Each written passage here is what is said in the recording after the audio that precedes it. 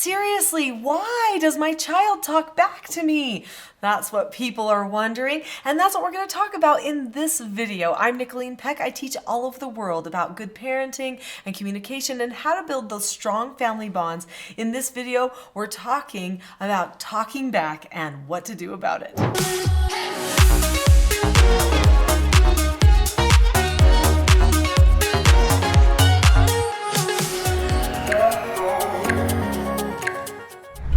We're going to be talking about what many parents don't understand about that talking back behavior, and also what you can do or what you can teach your child so that they don't feel a need to talk back anymore. Talking back is a very common problem. In fact, I think I hear about back talk more than almost any other regular behavioral problem.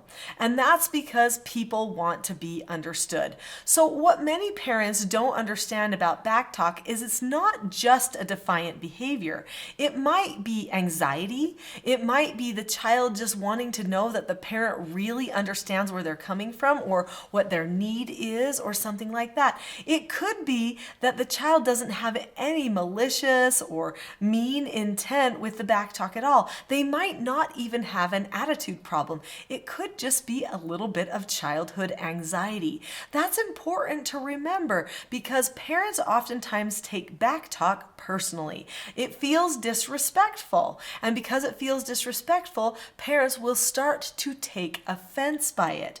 Number one rule in parenting: do not take things personally. Do not take offense by your child's behavior. It's just a behavior. It doesn't hurt you, or at least it doesn't have to unless you choose for it to. I know that sounds a lot like the old adage, sticks and stones may break our bones, but words will never hurt me unless I choose for them to, right? But it is true that we get to choose how to process all the things around us. And when it comes to our children, isn't it just wiser to say, wait a minute, what are they trying to get me to understand here? Why am I taking that so personally? Now, this does not mean that talking back is respectful, because it is not. It is disrespectful, and roles need to be honored in a family. I feel so adamant about that I even wrote a book all about roles called Roles: The Secret to Family, Business, and Social Success. Parent roles and child roles do need to be maintained in order to create function in the home environment. If the parent doesn't teach and the child won't learn, then the home has dysfunction. So we do have to make sure that the child gets the opportunity to learn, but they need the proper skills to do it. So what should we teach our child to do instead? Maybe they just need to be understood, or they feel a little anxious about something. Well, number one thing is they can say, "Mom, may I disagree appropriately?" What is that? That is one of the 4 basic skills of self-government. So there are 4 basic skills of self-government that actually take care of 99% of all behavioral problems. And if you look at this stack of books that I have here, you will see these very colorful hardback children's books right here in the middle. Those all teach the 4 basic skills. So each one teaches a separate one of the skills. The 4 basic skills of self-government are following instructions, accepting no answers and criticism, accepting consequences, and disagreeing appropriately. And it's that disagreeing appropriately skill that I definitely want to focus on first. So all of those 4 basic skills are going to help with talkback, because if a child is talking back to you, it's probably because you're giving a no answer or an instruction that they don't like. Or maybe you're telling them that they need to correct something and they don't want to accept that correction or that consequence. So they need all 4 of the 4 basic skills, but that disagree appropriately skill is the gateway skill to self-government, and it truly does feel almost magical in a family once a family learns to do that disagree appropriately skill. So we're going to talk about disagreeing appropriately, but before we do you see the subscribe button there? Click that subscribe button now, and you will get the opportunity to see more content just like this. I try to make all the content as useful as possible on this channel, give you things that you can take and start using now to have self-government and family unity. Click on the subscribe button now. So this book here, Paige takes the stage, teaches the skill disagreeing appropriately. And it actually shows the journey of 8-year-old Paige as she learns how to not be so unhappy all of the time. So let's take a look at some of the things that happen with Paige. All right, so in this story, you can see Paige here getting angry at her music teacher.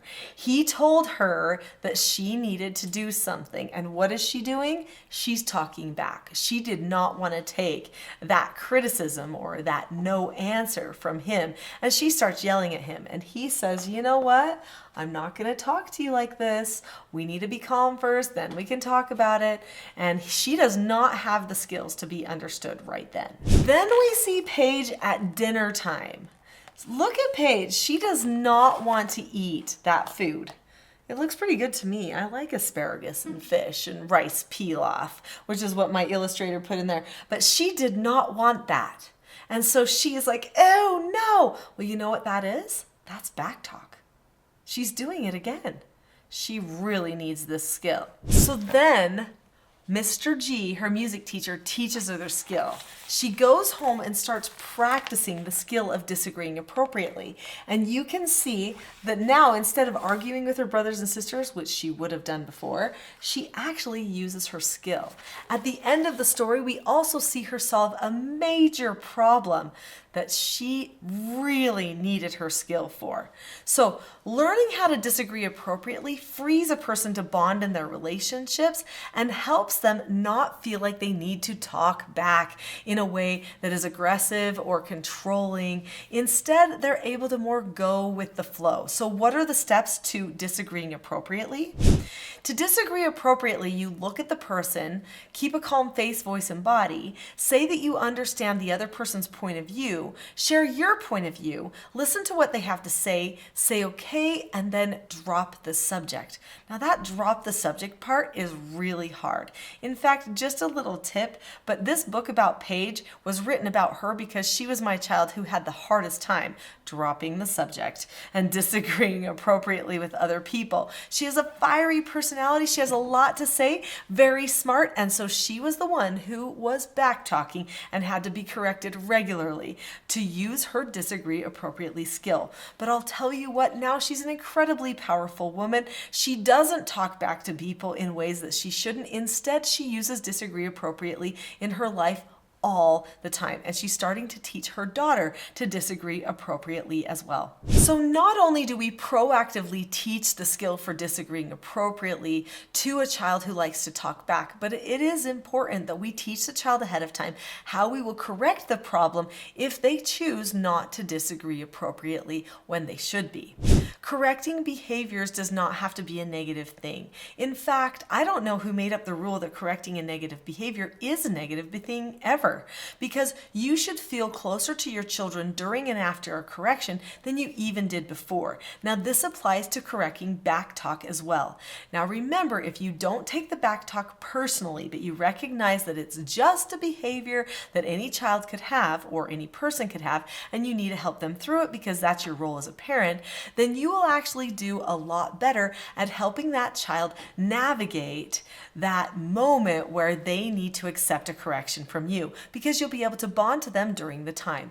Correcting is more like just describing. This is what happened. This is why it wasn't a good idea. This is what should have happened. And this is the negative consequence that you've earned because of that. And then practicing things the right way and moving on. When a child feels that it is safe to be corrected for the back talk, they actually will listen to you more. And in those practices at the end of the correction, you can practice using that disagree appropriately skill that they should have used before the correction took place. It's important with a child that backtalks that you remember the possibility of the anxiety. Almost every person has anxiety, and children have higher levels of anxiety than older people do. So keep that in mind and make sure that you pre-teach how you will correct them, as well as all the skills that they need to use for success. And then follow through exactly, and you'll be surprised at how simple those correction moments can be. I want to teach you more about disagreeing appropriately. In fact, I have a full-length class all about just that one skill. And just so you know, at the end of that class, there's actually a free gift for you as well. And you can watch it right here on YouTube. So my recommendation is if you're interested in really stopping the back talk, then let's learn more about disagreeing appropriately and how you can help your children use it and what it will do to their brains and their skills when they learn that skill. So the next class that I recommend you watching is the full class about disagreeing appropriately. Click on the link to that video now. I'll see you there.